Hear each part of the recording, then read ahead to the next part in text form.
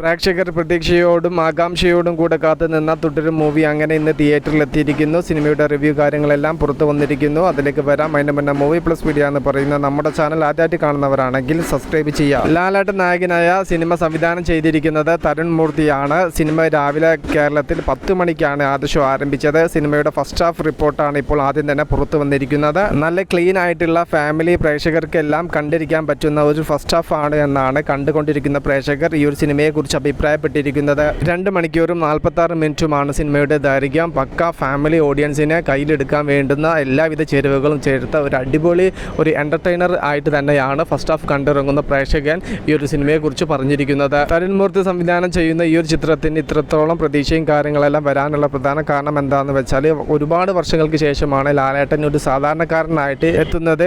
ലാലേട്ടൻ സാധാരണക്കാരനായിട്ട് എത്തിയ ദൃശ്യം ഒക്കെ വലിയ ബ്ലോക്ക് ബസ്റ്റർ വിജയം കൈവരിച്ച മൂവികളായിരുന്നു. ഇൻഡസ്ട്രി ഹിറ്റ് വരെ നേടിയ സിനിമയായിരുന്നു ദൃശ്യം 1. ആ ഒരു റേഞ്ചിലേക്കൊക്കെ ഈ ഒരു സിനിമ എത്തുമോ എന്നുള്ളതാണ് ഇപ്പോൾ പ്രേക്ഷകർ ഉറ്റുനോക്കുന്നത്. എന്തായാലും ഫസ്റ്റ് ഹാഫ് ക്ലീനായി തന്നെ നല്ല രീതിയിൽ തന്നെ തരുൺ മൂർത്തി ചെയ്തു വെച്ചിട്ടുണ്ട്.